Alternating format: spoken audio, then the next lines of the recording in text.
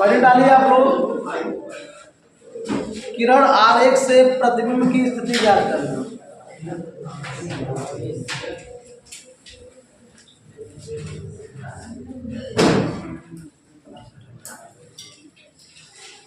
किरण आरेख से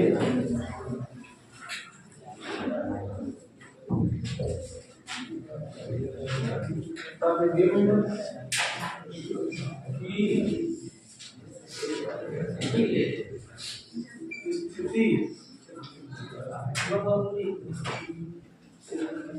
ज्ञात करना। ठीक है, अरे डालिए सर। देखिए जो किरण आरेख है इसमें तीन तरह के लोग किरण आरेख पढ़ेंगे। ठीक है, किसी भी वस्तु के प्रतिबिंब की अगर हम लोग को स्थिति ज्ञात करना होगा तो हम लोग तीन किरणों में से कोई भी दो किरणों को खींच करके उस वस्तु का प्रतिबिंब ज्ञात करें। प्रतिबिंब कैसे ज्ञात करते हैं?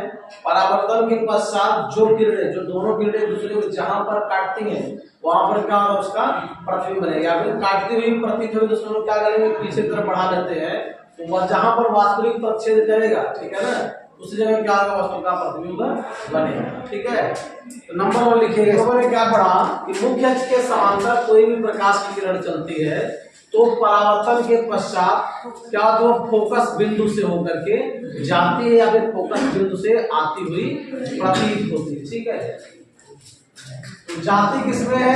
अवतल दर्पण में। प्रतीत किसमें होती है? उत्तल दर्पण। ठीक है, ये हमारे पास है अवतल दर्पण। अवतल दर्पण में क्या होता है, जो परावर्तन होता है वो दबे हुए तल से कौन आ रहा है। चलिए देखिए, इसमें बात ना करिए, खड़ा हो गया।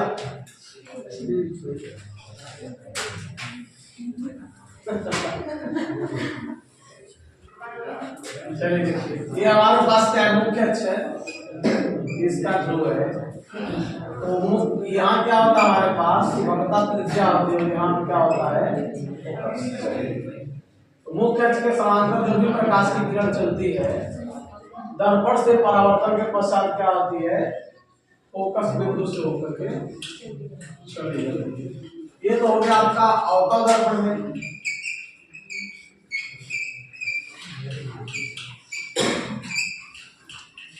उत्तल दर्पण देखिएगा,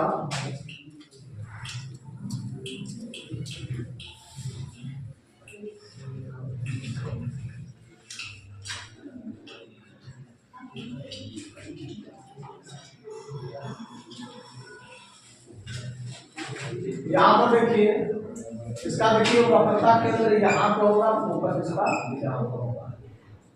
तो मुख्य अक्ष के समांतर जो भी प्रकाश की किरणें चलती हैं दर्पण से परावर्तन के पश्चात क्या हो जाती है, फोकस बिंदु से होकर जाती या फिर आती हुई प्रतीत होती है। ठीक ना, ये देख सकते हैं आप, इसको अगर मिला देंगे, ठीक, ये आपका फोकस बिंदु है और ये आपका वक्रता त्रिज्या है। नोट कर लीजिए दोनों से।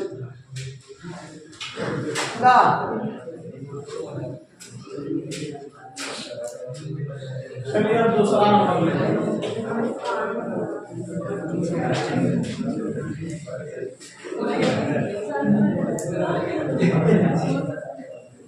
शांत रहिए।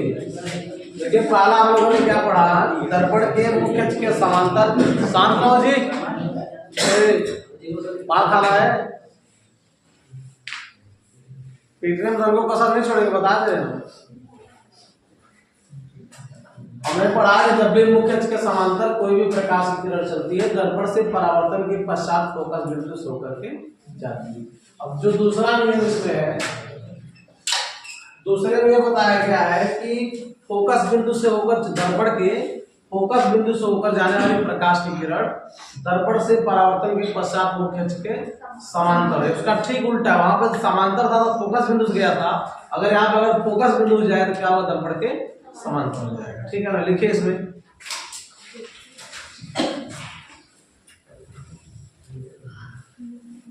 लिखिए वह आपतित प्रकाश किरण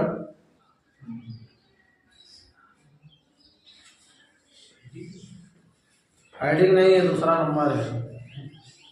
वह आपतित प्रकाश किरण जो फोकस से गुजरती है वह आपतित प्रकाश किरण जो फोकस से गुजरती है अथवा फोकस की ओर जा रही है होती है अथवा फोकस की ओर जा रही होती है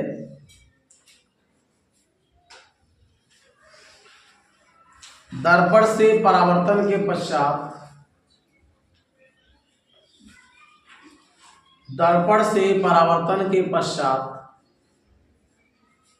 मुख्य अक्ष के समांतर हो जाती है।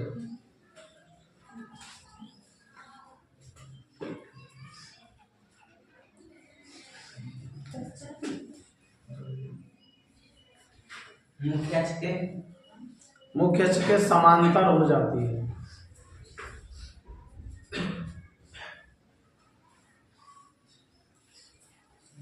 क्या बताया गया आपको? वह आपतित प्रकाश किरण जो दर्पण के मुख्य फोकस से होकर गुजरती है, फोकस बिंदु से होकर गुजरती है या फिर फोकस बिंदु से आती प्रतीत होती है, फोकस बिंदु की ओर आ रही प्रतीत होती है, दर्पण से परावर्तन के पश्चात क्या होगा? मुख्य अक्ष के समांतर। चित्र बना लीजिए इसका।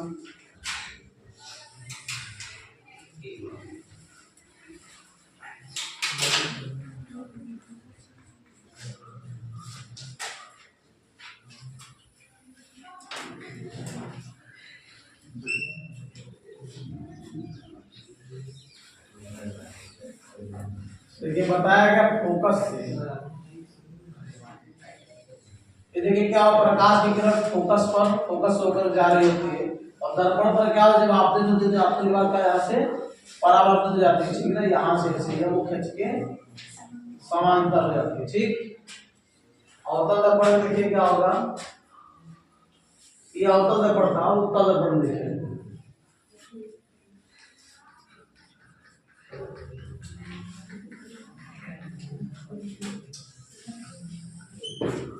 देखिए ये मुख्य अक्ष है, इसके अगर देखिए मान लीजिए फोकस है तो यहाँ पर बोला गया फोकस पर जो आती हुई प्रतीत, ये देख सकते हैं फोकस पर आती हुई प्रतीत हो रही है। अगर इसको ऐसे डाटा लाइन से मिलाएंगे तो यहाँ ठीक, यहाँ पे बना लीजिए, ठीक है। तो देख सकते हैं फोकस की ओर आती हुई प्रतीत, देखिए यहाँ होता क्या, दर्पण पर आते थे, यहाँ से कहा इसी जगह से क्या परावर्तन हो जाता है, ऐसे निकल जाता है, ठीक है। प्रकाश ऐसे आती है और यहाँ से ऐसे, नोट कर लीजिए।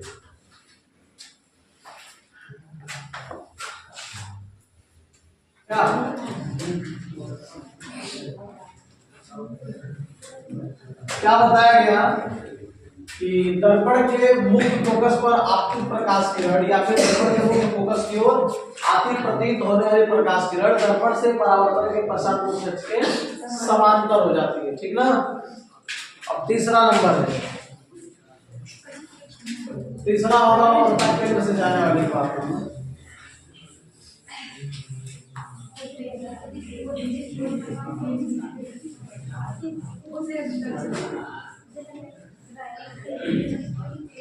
बस करिए, यहाँ सोच कर रहे हैं।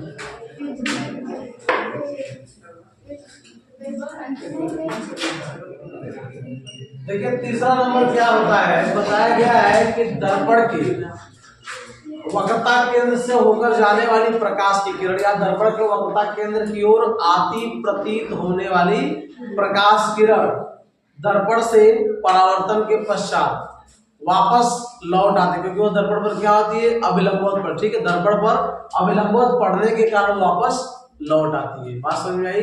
कोई भी प्रकाश की किरण अगर दर्पण के वक्रता केंद्र से जाती है तो वो दर्पण पर अभिलंबवत पड़ती है, जिसके कारण वो क्या होती है, वापस उसी मार्ग पर लौट आती है। ठीक, जैसे देखते हैं हम लोग जब कांच और देखें प्रकाश का रिफ्लेक्शन करते आप लोग हैं, कभी कोई ऐसे कर आपके मुंह पर प्रकाश सीधा आता है, लाइट जलाते सामने से उसके क्या होता है, सीधा मुंह पे आपके प्रकाश आता है। उस समय क्या होता है, प्रकाश एकदम अविलंबित पड़ता है कांच पर, जिसके कारण प्रकाश वापस लौट आता है आपके पास है। ठीक है, लिखिएगा तीसरा नंबर,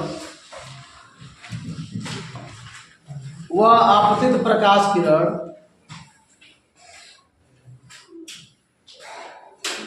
वह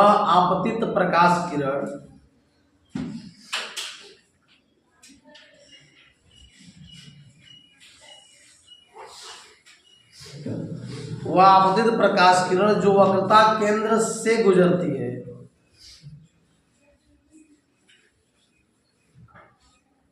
वह आपतित प्रकाश किरण जो वक्रता केंद्र से गुजरती है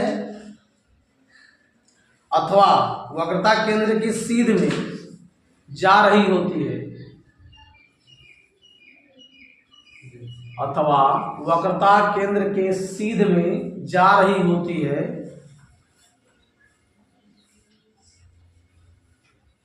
दर्पण पर अविलंबित पड़ती है, दर्पण पर अविलंबित पड़ती है और परावर्तन के पश्चात दर्पण पर अविलंबित पड़ती है और परावर्तन के पश्चात उसी मार्ग से वापस लौट जाती है।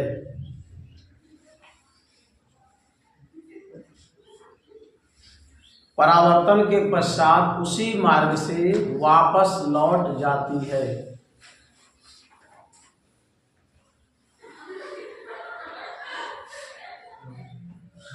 हो गया? क्या बताया गया? वह आपतित प्रकाश किरण जो वक्रता केंद्र से होकर गुजरती है या फिर वक्रता केंद्र के सीध में आती हुई प्रतीत होती है, कह सकते हैं जाती हुई प्रतीत होती है, दर्पण से या दर्पण पर अविलंबित पड़ती है, जिसके कारण वापस क्या होता है, उसी मार्ग पर वह लौट आता है। ठीक, इसका चित्र बना दीजिए।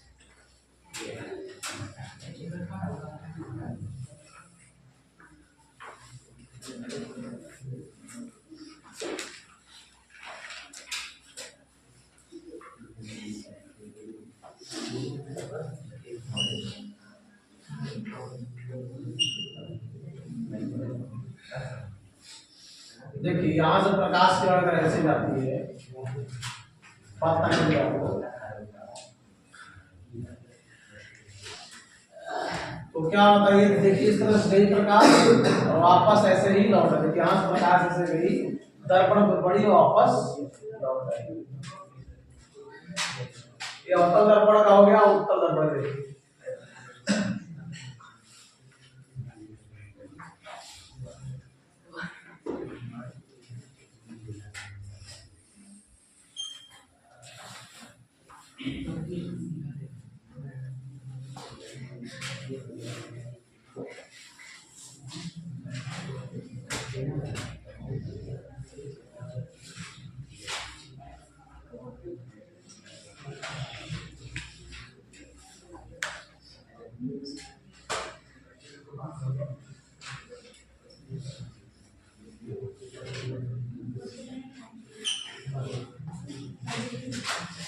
चलिए यहाँ पे देख सकते हैं, इस चित्र में यहाँ देखिए मुख्य को क्या वक्रता के अंदर की ओर जाति प्रतीत हो रही है। ठीक है, यहाँ पे दर्पण पर आते हुए वापस से मार्ग पर लौट गए।